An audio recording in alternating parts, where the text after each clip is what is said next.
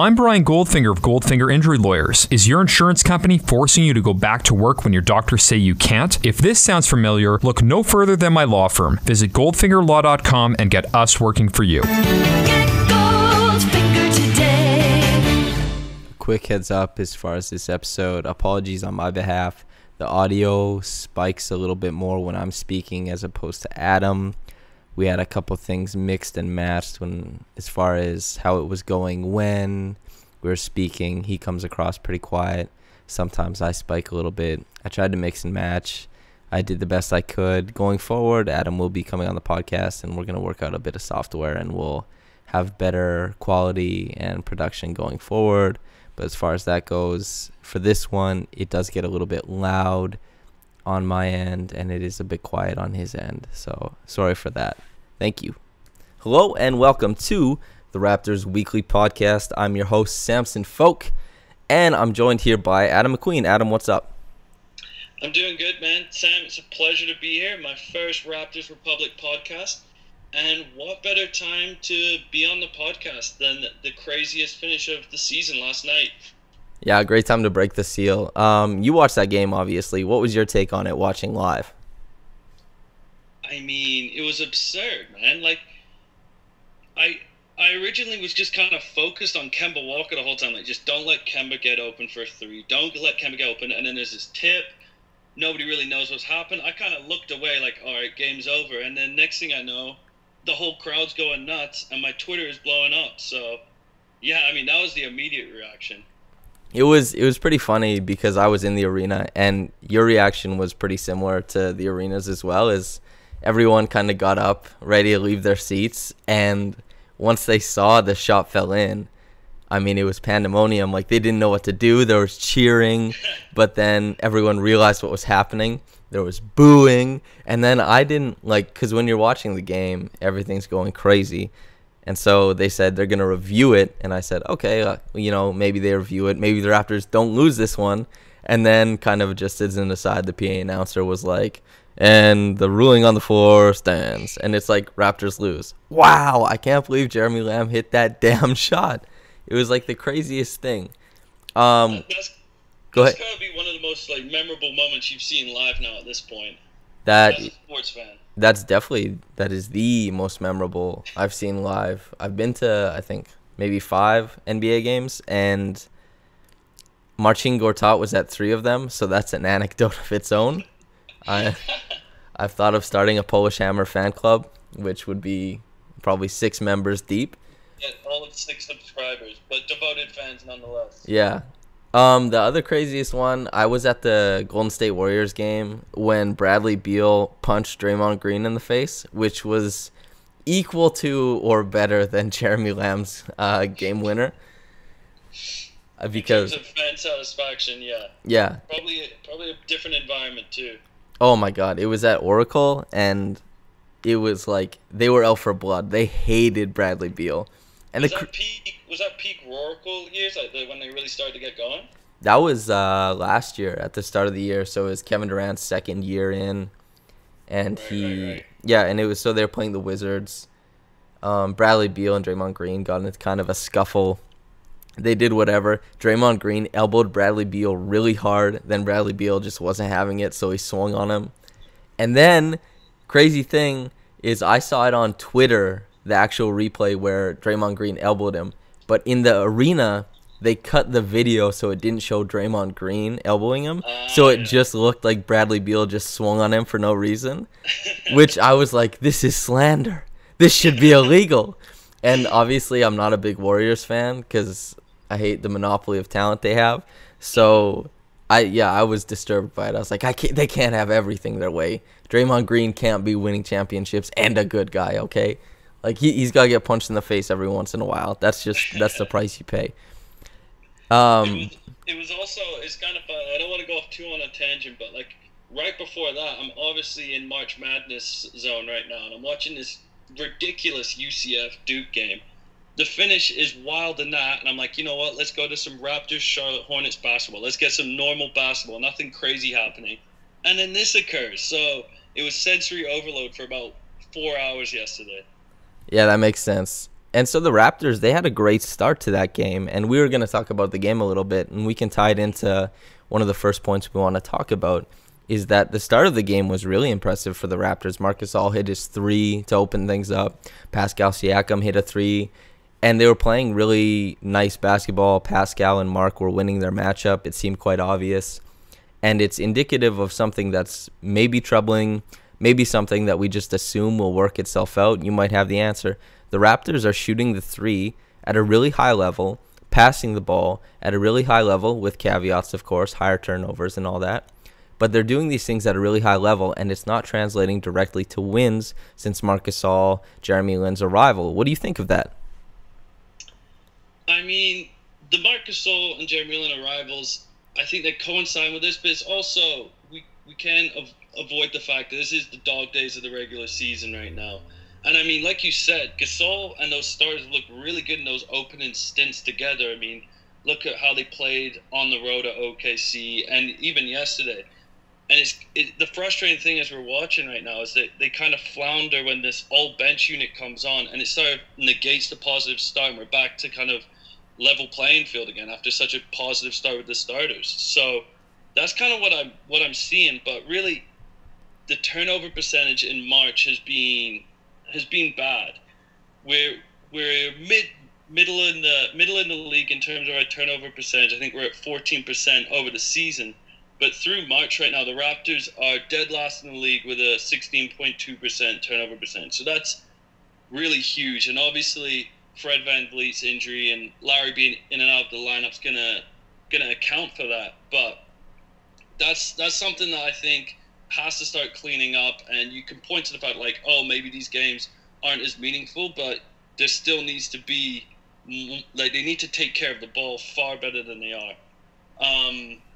Yeah, and I look at Siakam, and they're really empowering him to be a playmaker, which has been awesome. And he's really growing into this role, but at the same time, there are going to be growing pains. I mean, he's had 5 turnovers, 7 turnovers, and yesterday he had 5 as well in the last 3 games, which is kind of a tough pill to swallow.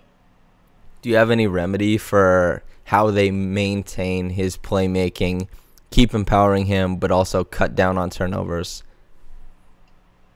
I mean, I think they're really giving him a really long leash at this point, which is fair enough, especially with Lowry kind of being, he seemed to be on a minutes restriction yesterday, and Fred just getting back into it. So I think really just cutting down the amount of times he is the playmaker to a point where, yeah, he's getting fed these opportunities, but he's also not being depended on. So I guess that links into another thing we wanted to talk about. Kyle Lowry yesterday, obviously you alluded to the minutes restriction, something he might have had. It wasn't talked about at practice today. Nick Nurse didn't mention anything about it. None of us journalists, reporters, whatever it might be, talked about it. But he obviously has his pulse, or his finger on the pulse of the game. And you saw, like, even when he did score in the game last night, it was generally a very timely score. It was a very timely bucket.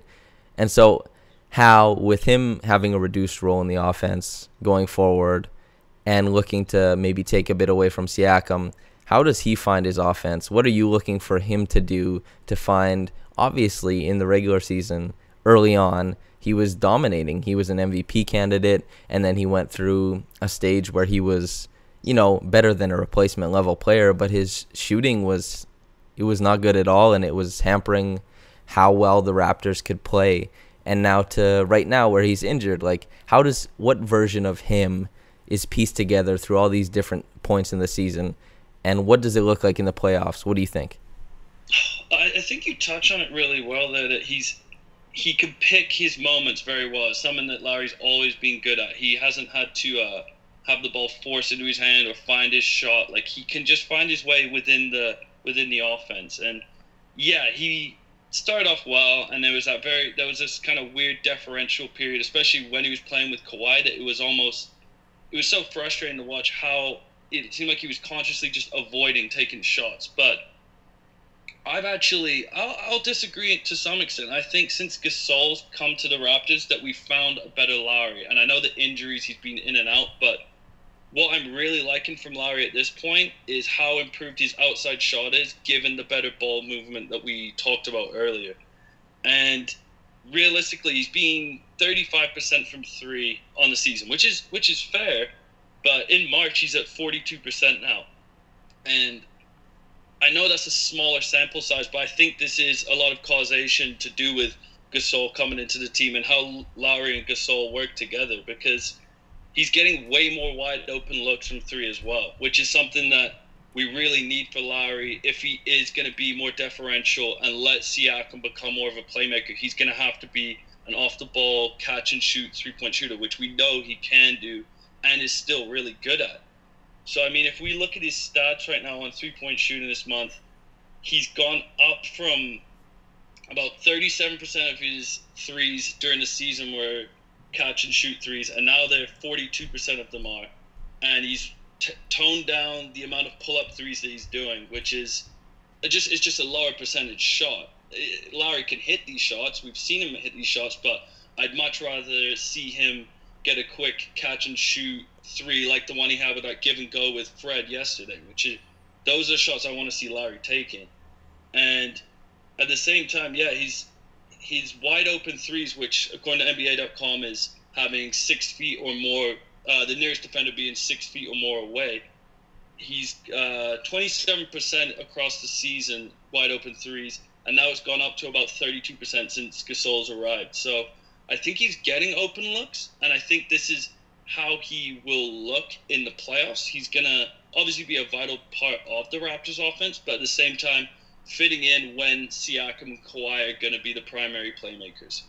So he obviously, like I said earlier, he's had a lot of different, I guess, trends through this season. You're speaking of one where he's starting to get more catch and shoot opportunities. We also spoke earlier about finding the right times to score.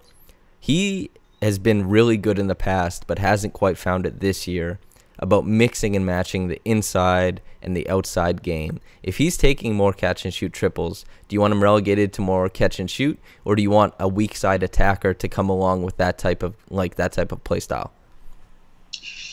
Yeah, I mean, we can't reduce him entirely to a catch and shoot player, because I mean that's not what Kyle Lowry is. He's the heartbeat of the team. He's kind of the engine. No matter how great Siakam's been this year and Kawhi is the best player on the team, Lowry's still the engine that drives this. So I think I mean, this is depending on the ankle injuries. I really, really hope that doesn't limit how aggressive he is in terms of getting into the paint, finishing in the paint, and really just being aggressive on that pick and roll opportunities as well. So, I mean, that's where I'm going to be most nervous is, do these ankle injuries limit how aggressive he is as a playmaker? But I mean, I guess it sucks to say, but we'll see how much these injuries really affect him. He said he's going to play through the season with it. He said it's not going to be fully healed, but I mean, let's hope that he can get to at least the peak Kyle Lowry that we've seen over the years. Yeah, it was a weird thing to hear, like, Kyle Lowry say that. And even when, like, at practice today, when it was posed to Nick Nurse, like, his face was genuinely shocked that Kyle Lowry said, oh, yeah, it won't be healthy for the rest of the year. Then Nick Nurse just kind of opted to say, like, I guess that's up to Kyle and Alex. I don't know anything. But, like, when Eric Kareen, like, posed it to him, like, and about Kyle Lowry saying he won't be healthy for the rest of the year, he was, like, his eyes went up in the air. He's like, what? So I don't know what that situation is. I mean, I guess it is, like Nick Nurse said, it's up to Alex and Kyle. And if, you know, the healthier he is, the better it is, obviously, because he's been plagued by injuries that are severe and not so severe altogether. And especially they mount up during the playoffs. So let's cross our fingers that doesn't happen. An interesting thing, since we can finally get back to the game, obviously these things are good to talk about. Kawhi and Siakam finished the game. It was a very small ball lineup at the 5 and the 4. They played incredible defense. You said earlier that you were watching Kemba, hoping Kemba doesn't get the ball. Siakam stonewalled Kemba probably 4 or 5 times in the last 5 minutes, especially when they switched on the pick and roll. And Kawhi Leonard skied for like a game-saving block, it seemed like at the time, which was bordering on goaltending, not goaltending. it showed a lot of potential from a small ball lineup like that. What did you see from watching that lineup? I mean, as you pointed to, I mean, the switchability, it's the ultimate sport. When we look at the Warriors' death lineup that's been the most vaunted lineup in recent memory, there's no true center out there. Everyone can defend pretty much 1 to 5 or 2 to 5, and that's case in point with Siakam and Leonard. That's why we're so excited about how they play. And some of those defensive plays, I really felt like they were just going to sneak out this win, just escape the jaws of defeat, because, man, those were momentum shifting plays. And when you look at small ball, it's the biggest concern is the rebounding issue. But man, even with like Ibaka out there and at times Gasol as well, we're struggling rebounding the ball anyway. So it didn't even feel like a significant drop off in that department. What are you thinking? I'm a huge fan of small ball. I know it's not a panache. It doesn't fix everything, but especially last night watching Kemba Walker, who is as capable as any player at breaking down a big man who is not fleet of foot. I mean, Kemba is electric. He's one of the fastest guys in the league. And if he's not able to get past Siakam, if they can't win a matchup, like a mismatch from that, then that means that the Raptors, at least for guards, seem impenetrable as a defense. Now, there was a couple times they passed around it. You know, you saw the one play where I can't remember who got a layup, but it was Kyle Lowry and Fred VanVleet ended up under the rim. Kawhi Leonard and Siakam had both gotten spaced out to the three-point line playing defense. But in most cases, it was very, very high intensity, don't give up anything defense. So I really like seeing it. I thought that it was very high potential. And obviously, you and I were both big Marc Gasol fans, big Marc Gasol believers in this, in this offense, in this defense. Wait, do not say anything bad about Marc Gasol here. Oh no, I won't. No, I'll refrain. But like you said, like his rebounding isn't as good as, let's say, a Jonas Valanciunas. And again, not inviting the debate.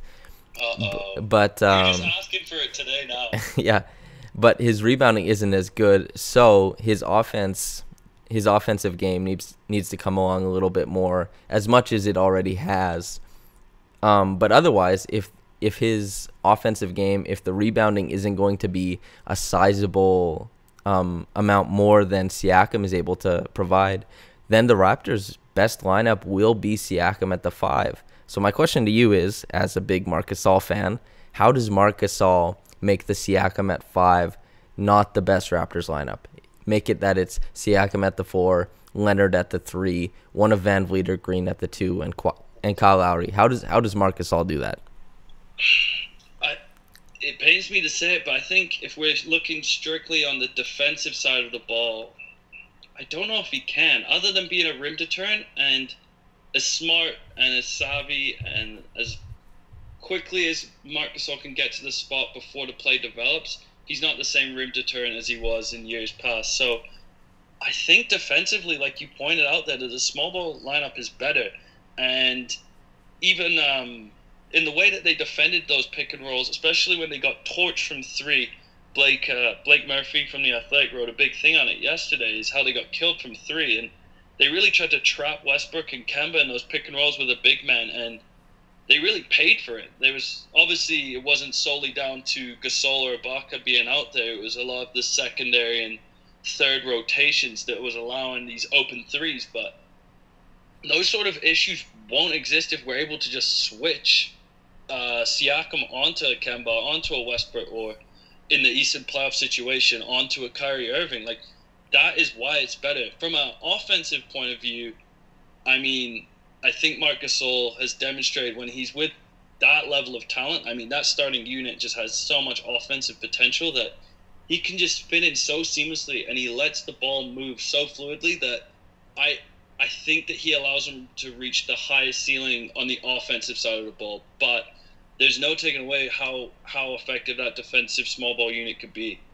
And as kind of a sidebar, you were talking about the game against Oklahoma City, and you obviously saw then Siakam as Westbrook's primary defender.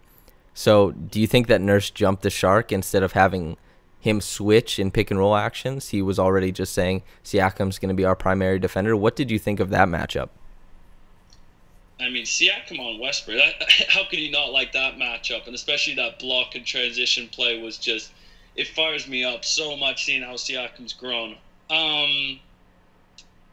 Yeah, I mean, it really depends because you're putting the onus on Siakam to battle over the screens, and it's the same thing. You don't want Westbrook being switched onto one of those big men, but at the same time, you can't go purely with the small ball lineup the whole time. Like that's just not an option. So, I mean, for those moments where you are gonna have a big man, then sure, I think you can have Siakam start primarily on Westbrook, and if worst comes to worst, then you trap. You don't really want to be getting switched Gasol into Westbrook 1-on-1. But I mean, for spells, that's gonna work. What do you think about it?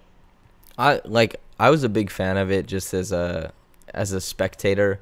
To take it in and to see those two guys go at it is obviously exciting. Like you alluded to, getting caught on screens, that happened to him a lot. Westbrook was able to put him in jail a few times.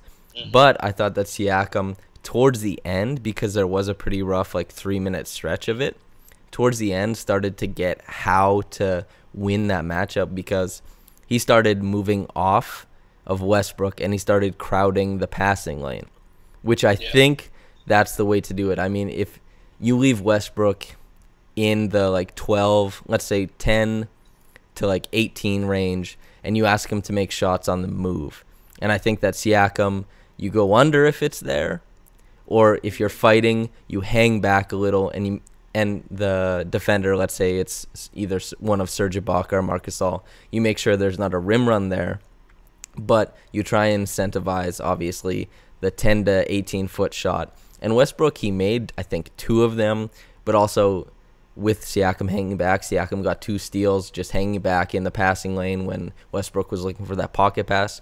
There's ways to outfox Westbrook in that matchup and to incentivize bad shots.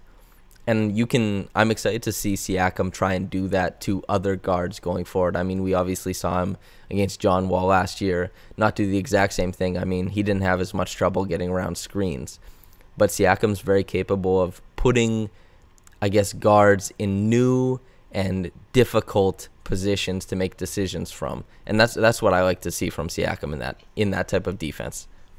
And yeah, that's how teams have succeeded against Westbrook, because Westbrook's going to shoot his team out of games sometimes. That's the live or die by Westbrook at OKC. That's how he rolls. But it's funny you mentioned that. How do you see Siakam? Let's project to maybe some Eastern Conference playoff matchups. Let's say Siakam is going on to D'Angelo Russell. How is he going to go about that defense? Because you can't be ducking under those screens with Russell around 10 to 18 feet. I think, and I don't want this to seem like a cop-out, but I think that if the Raptors play D'Angelo in the Nets, I think that the Raptors win in 5 games, but D'Angelo averages 28 or 29. I do think that's the answer. I talked to Blake about this, and he thought so too. It's D'Angelo, we saw it in every game. It wasn't super high energy for the Raptors, but the Nets did well, and especially D'Angelo against Raptors, because he worked in the pick and roll, he put his guard in jail, he snaked the pick and roll, and he got to his spot. And obviously the Raptors, their scheme is to drop. And it doesn't matter if it was Gasol, Ibaka, or Jonas Valanciunas when he was there. That's everybody dropped, and D'Angelo Russell made shots from the mid-range. That's not the way forward. I mean, we saw it last year in the playoffs. Mike Scott, John Wall hit a lot of mid-range jumpers. When that stopped falling, when they weren't shooting 88%, then the Raptors mopped the floor with them. If the Raptors tried to play Siakam on D'Angelo Russell, which I would be there for, that would be 2 of my favorite players in a dance of defense and offense. I think that you would see a lot of Siakam trying to crowd from behind. You know what I mean? Making sure that D'Angelo Russell doesn't get to take the jump shot, but has to take forward-leaning shots. Yeah. I think that's what I would, to kind of sandwich him between the rim and Siakam from behind. Obviously, don't play it so hard that you're bumping into him, gets and ones, like a Steph Curry type of thing. But I think that would be the way to defend him, is crowd him from behind so that he's not shooting jumpers, make him shoot floaters, or make him try pocket passes in confined areas. That would be my take on that matchup. How about you? It's an interesting hypothetical. I would do exactly what you said there as well. And it's because I was originally going to put Kyrie Irving out there, but it's not going to look like the Raptors will meet Boston unless they get to the Eastern Conference Finals. Which they won't. The way that no, well, fingers crossed. If they play Philadelphia, that's another option. He can defend Ben Simmons the way that he defended Westbrook, and even more so. He can sit right under the rim, and Ben Simmons is still not going to shoot. So, I think those are the kind of options that are going to work for the Raptors. But another question I kind of had for you that was brought up in Blake's piece as well is how they've recently trapped those pick and rolls against some electric playmakers in Westbrook and Kemba, whereas they've traditionally always kind of sat back and been far more conservative. What would you rather them be doing when it comes to these playoff situations? In the playoffs? Oh, man. See, that's the thing is when I wrote the preview for the Charlotte game, I suggested that they were probably going to try and trap, and I even put Kyrie's quote in there where Kyrie was lamenting that they didn't trap Kemba enough. Kemba had 35 points. And, it makes sense why you would want that, and I totally get it. But... And I had said that Serge Ibaka will probably end up starting because I thought that they were going to want to trap. What they ended up doing was just trapping with Gasol a little bit. And that was right from jump, which was surprising. What I would do is with Gasol, I think that I would rely on Gasol's wit and defensive IQ, that I would have to say, this guy is going to hang back, and I'm going to lean on him to make the right decision when he's jumping forward or baiting players into the mid-range, or watching their feet, tracking them to the rim, and making difficult shots. That's with Gasol. With Serge, I think I would try and get Serge to track all the way from the three-point line. See if he can do it, because sometimes Serge really surprises us. Sometimes Serge pulls out these crazy athletic feats, and for small, maybe 4-minute, 5-minute pockets, I'd ask Serge to do that. If it's Siakam, switch it. If it's Leonard, switch it. Do that all day. That's my take on it. And Serge still has the freakish athletic ability to recover in those situations. And obviously that's not an ideal situation. But if anyone can recover in those situations after trapping like that, then it is Serge. And I totally agree with you.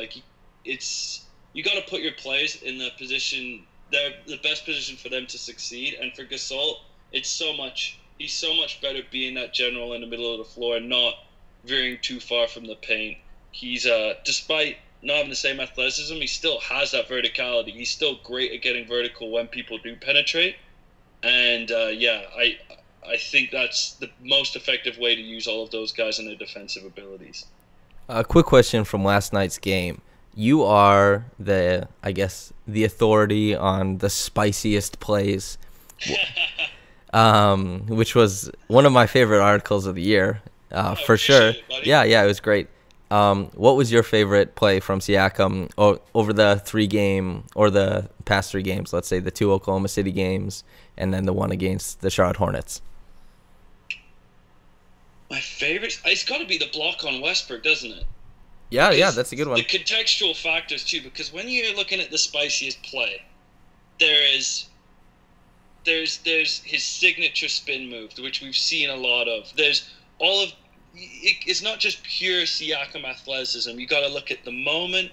We've got to look at the people he's going against and how it made you feel in that moment. And when you see him blocking someone like Westbrook, who's obviously been all over the news the last week or two, and he's an abrasive guy, and so it's great to see Siakam, the world's most likable athlete, just completely put Westbrook in his place on that block, and then do his trademark, get out in transition, and just cram one. So that's the one that's in the front of my mind right now. How about yourself? Do you have any off the top of your head?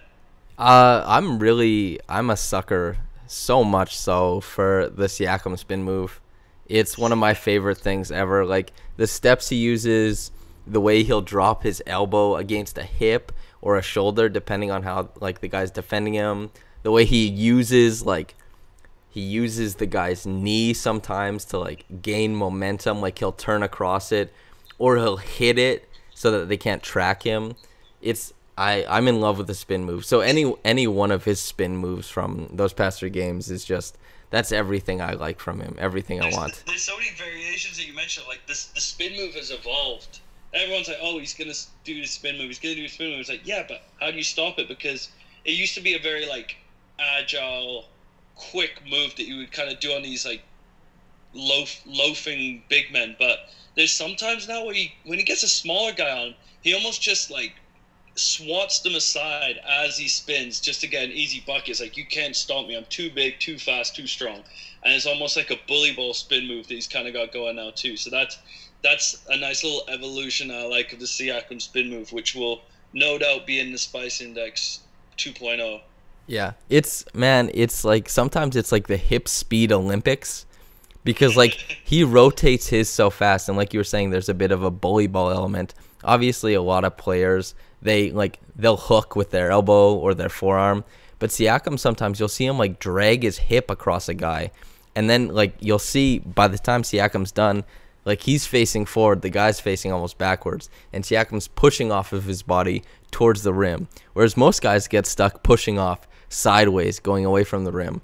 That's just the craziest part about Siakam, is that he's so agile, he's so fast, and when it comes to small guys, so strong that whether it's a big guy, he can outspeed him and get the mismatch that way. If it's a small guy, he can just outmuscle him, and if it's a guy who's even close to him, he can just out-nifty him, outmaneuver him. Like, he can do all those types of things. Such a big fan of what he's doing. Oh yeah, most improved player, probably most valuable player, probably the GOAT conversation now. I mean, it's got to be. You got to ask: is he the greatest player of all time? I think it's pretty evident. Yes, Pascal Siakam has to be the greatest player of all time. I don't know why anyone would entertain any other conversations, be it Michael Jordan, LeBron James, whoever. Michael Jordan wears horrible jeans. LeBron James is going to be in another bad movie. It's just Pascal Siakam, only spin moves, never anything else. When's the last time Siakam passive-aggressively subtweeted one of his teammates? I'll tell you, never. That's true. Except he does kind of give, I guess, Fred a nasty look in their Jif peanut butter commercial. I'm not sure if that counts. Yeah, fair enough. I think I'm going to move us along to the Twitter questions now. First question is from Louis Zatzman. And I'm going to let you know if you want to pull up the games in order. His question is, rank the rest of the season's games in order of how much you care. So obviously, this is kind of a take on, well, how important are things really? Should we care about how this is going? Obviously, he's alluding that there's a couple games that we shouldn't care about. Which are the ones you think are important? The things I think are important. Well, we've got a nice little stretch here of Chicago, New York, Chicago, Orlando. And I mean, if that doesn't fire you up for some NBA basketball, then I don't know what will. But realistically, I think it's going to have to be one of the potential playoff matchups in the first round. So they're at Brooklyn on April 3rd. They host Miami on April 7th, and I guess is there an outside shot that Orlando could get up to the 7th seed? If not, then I'm probably going to have to go with the Brooklyn-Miami matchups. And like we said, like the last time they played Brooklyn was an incredible game. That one was so exciting. So, yeah, I'll go with Brooklyn. The rest, I mean, take it or leave it. No Derrick Rose from Minnesota, I'm not watching. Charlotte, well, if we get another Charlotte game like yesterday, or on Sunday, sorry, then sure, maybe them, but I'll probably have to go with Brooklyn or Miami. How about yourself? Miami for me, simply because I would prefer that they don't play anybody, because I guarantee that one of those goobers in those Miami jerseys is going to injure somebody. That's my take. I think Goran Dragic is going to throw a damn elbow or something. One of those guys is going to injure somebody. So I would prefer if they just forfeit the game and just have a nice little party in South Beach, something like that. I have a serious question on this note. Is when we look at the schedule, and like Lewis has mentioned here, it's not a murderer's row at all. It's pretty weak. And do you like having such a weak schedule to finish? I mean, you could get a string of wins here, get some momentum going into the playoffs. Or is it the fact like we haven't played good level competition since March 22nd, which will be the Oklahoma City game, and then when you get into that second round, knock on wood that they get into the second round, you haven't played a top level team in a while, and it sort of makes me feel like it's a flashback to Philly last year when they really went on that hot stretch with Simmons and Embiid out, and they were just killing teams. But if you actually looked at the schedule, they killed terrible teams, and then enter Boston in round 2, and they absolutely shut them down. So what do you think about that on the scheduling front?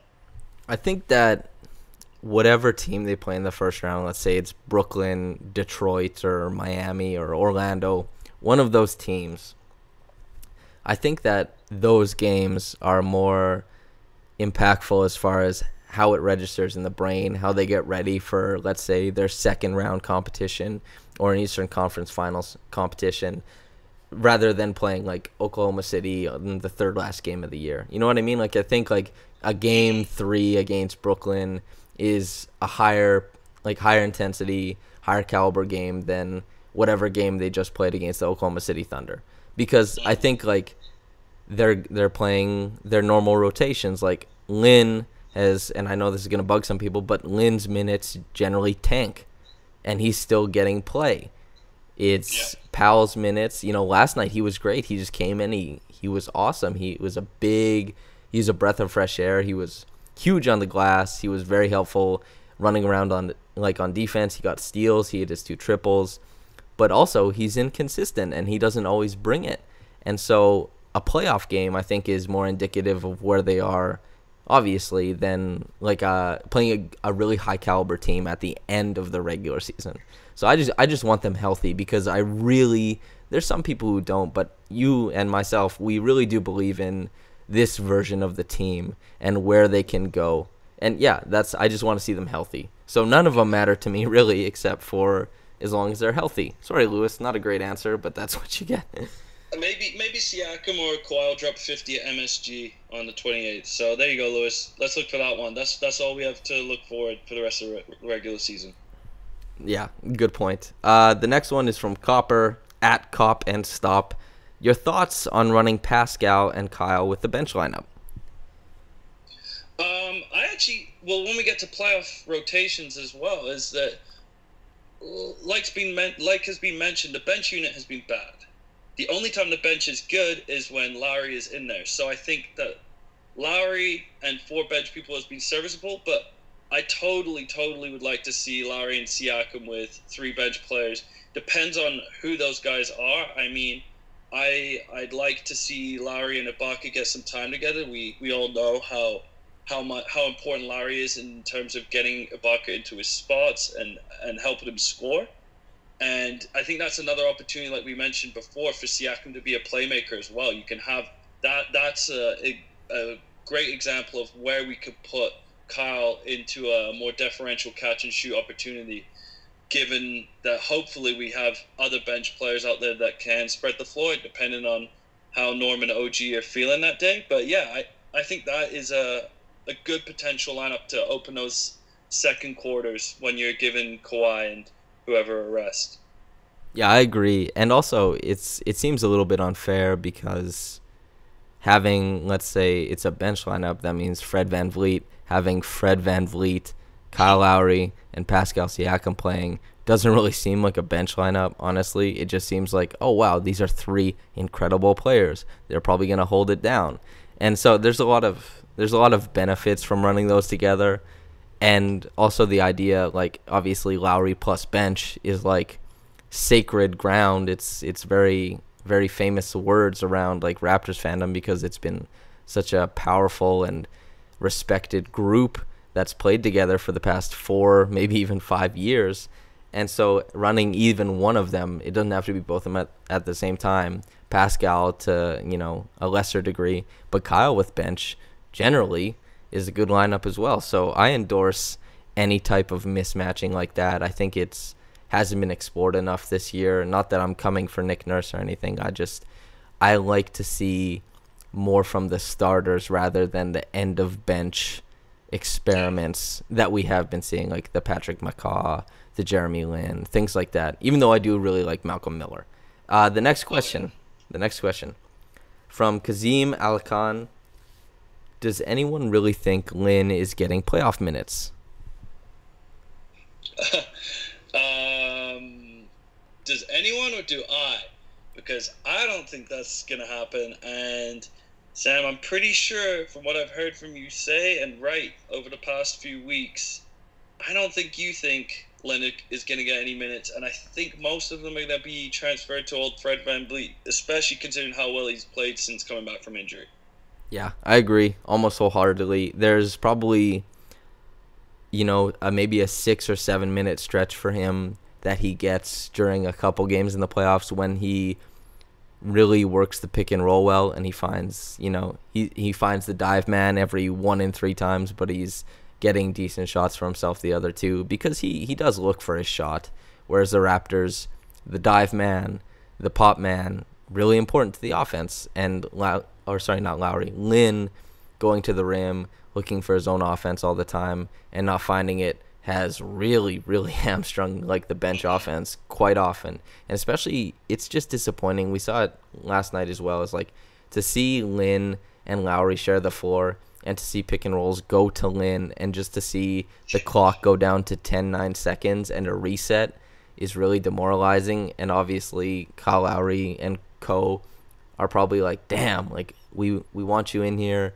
Everybody likes Jeremy Lin. He's by all accounts like the best guy, and you want to see him succeed, but he just hasn't been able to beat anybody off the bounce. His catch and shoot game has been really not impressive at all. So is there space for him to get A minutes in the playoffs? Not consistently. I don't expect him to be a big story in the playoffs this year. And I guess, yeah, we'll bookend that. The next question. Who do you think has the best chance to knock off Milwaukee in the first round? Are we thinking like who's going to be the next We Believe Warriors situation? Because I can't think of any other time that an 8 seed's being a 1 seed. Spurs and Grizzlies. Ooh, oh my God, how did I forget that? Jeez Louise, that's embarrassing. Who do I think? Well, I mean, Vucevic is a matchup nightmare for Giannis, hey? If Orlando sneak in there, or maybe vintage D-Wade just taking some shots off the dribble. No, I doubt a team will really even get one game off of Milwaukee at the 8 seed. It sucks to say. I mean, maybe if Brooklyn drop, but I don't see that happening. Other than that, maybe some 50-foot Jeremy Lamb Heaves could get the Hornets a couple wins against them if they sneak in? Yeah, I don't know, man. It's I think Brooklyn could grab one for sure. They're high enough variance from 3-point land. They got Joe Harris, DeMar Carroll, the swag daddy himself, D'Angelo Russell. And I don't know how, like, where Serge Ibaka plays really good defense against Jared Allen, I don't know that Brook Lopez plays really good defense against Jared Allen. I think that Jared Allen is actually kind of a mismatch for Brook Lopez. So I think if Brooklyn fell, that would be the team. But they're not going to win. I mean, they're a fantastic team. They are, by all metrics, the top team in the NBA this year. And I don't think they should be taken lightly. And that's a big deal, a big deal going to the playoffs looking ahead. We won't get into it now because we have to win the first round. Adam will be back, and we'll talk about lots of this stuff going forward. But the Bucks loom large for the Raptors on the way to the first round, and I don't think they'll be taken out in the first. And I guess another question is, well, maybe that's, what's Nick Nurse even saying? I think this is Toronto slang. I'm not from Toronto originally, but well, actually, I think it's UK. That is very much Toronto slang. Yeah, it's UK slang originally, but Toronto now. What's Nick Nurse even saying? Do you have any qualms with what Nick Nurse is doing? Also, this is from Karn Sharma. Do you have any qualms with what Nick Nurse is doing? Do you have any problems with how he's handled the rotations, things like that? No, not particularly. I mean, at this point, this is the backstretch of the regular season here. He's really just kind of offered this as a proving ground for the second unit or those bench players to really kind of battle for their spot, because we know once playoffs comes around, the rotation is going to get cut down to 8, at most 9 players. So, look, the Raptors are locked into that 2 spot. They're one of the deepest teams. You might as well keep giving these guys some run to really kind of push themselves into those spots and make some internal competition. So as frustrated as I am on occasion the last few weeks of seeing the bench out there and give away a lead and it's kind of deflating after such a good start, I understand the process. There's a long-term picture in play here, and I can't blame him for it. Yeah, that makes sense. And just today, even Nick Nurse, when I asked him about OG Anunoby, where he saw OG fitting in going forward because of how different this year was from last year and what kind of version he saw of OG being in the playoff rotation, he alluded to what you just said. He's like, everybody's getting a chance with the first unit, and when they play with the first unit, they look good, which is true. When Patrick McCaw plays with Kyle Lowry, generally looks good. When OG plays with Kyle Lowry, generally looks good. When these guys get these opportunities, they generally look good. So from that, I'm taking it that he is, like you said, a proving ground for all these guys to, what is your ceiling? And then let's see what your floor is with the bench. Because in a playoff matchup, you don't want floor guys. You want ceiling guys. Like Terrence Ross ended up being not so bad in the playoffs a couple times because every once in a while he'd make a crazy play, like when he stole the inbounds pass from Paul Pierce and gave Kyle Lowry a chance to win the series. Like things like that is guys who aren't going to just do the bare minimum, do their job, because you need to play a little bit better in the playoffs. You need guys who can take it to the next level, which is why Norman Powell has done bad in the playoffs, or sorry, not in the playoffs, in the regular season a couple times, but in the playoffs, his next level athleticism kind of vaults him into, okay, this guy can play now. And I agree with Nurse on that he wants to get people from a development philosophy, I suppose, that he wants to get the guys going and he wants to see guys through. For me, if possible, I'd like to see more experimentation with playoff rotation type players. I don't think McCaw should be getting that much run anymore, not in meaningful minutes anyway. And so I guess that is what Nick Nurse is saying. Last question, kind of a gag. I'll swing this one to you if you can, see if you can answer. Matt Shantz, how did Samson rise to such prominence by the age of 13? Because he's a boy genius. What's that called? He was part of the Mensa program, and here we are seeing him flourishing and reaching brand new heights.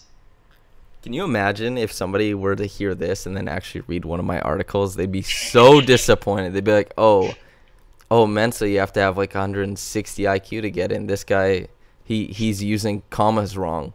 Like that's all satire. You're just playing off his satire. Yeah, that's true. I'm just trying to blend in. I'm very precocious. Real inconspicuous. Yeah. Also, Katie Heindl's coming on next week, and shout out to her because she was the one who invented the Sam as a teen narrative. And is that where it came from? Because I'm a latecomer to this whole Raptors Republic stuff, and I just assumed that at face value you were 12 years old. Your voice just dropped at an early age. Yeah. So the story is we were planning the Christmas party for Raptors Republic, and on the group chat, I was like, yeah, I won't be there. I live in Mexico. And so she was like, oh, what? I don't get to meet the mysterious teen Samson? And I was like, what? I am not a teen. What are you talking about? And then she was like, oh, you just have like a young energy, I guess. And then Blake chimed in. He was like, plus he's like 15. And I was like, damn. And I was like, Blake, like when we hung out, I had a beard. He was like, oh, that's what you think a beard is. And I was just like, man. So and it's stuck ever since. Yeah. How did I rise to prominence? A generous Blake Murphy hooked it up. That's probably the best answer. And I try my best to be as good a writer as guys like Lewis and Vivek and Adam, who have just killed it this year on Raptors Republic. So that's my rise to prominence. And hopefully to fill half a shoe that William Liu left on this podcast. Oh, absolutely. That's gonna be a big loss. But you've been killing it, man. The first, what's it been, a week, 2 weeks now? Yeah, about a week. We're doing our thing. It's great to listen to. Thanks, man. I think we're going to cut it there. If anybody enjoyed listening to this, feel free to check out raptorsrepublic.com for more from Adam, more from myself. We do our writing there. It's probably a more concise take than what we provided here. And you can check out Raptors Republic on Twitter, Instagram, at Raptors Republic, anything you like. And just one more thank you to Adam for hopping on. Adam, anything to say before you get out of here? I've got nothing. I got nothing for you. Just more spicy Siakam plays, please. And, yeah, keep the good times rolling. All right. Have a blessed day, everyone. See you, Adam.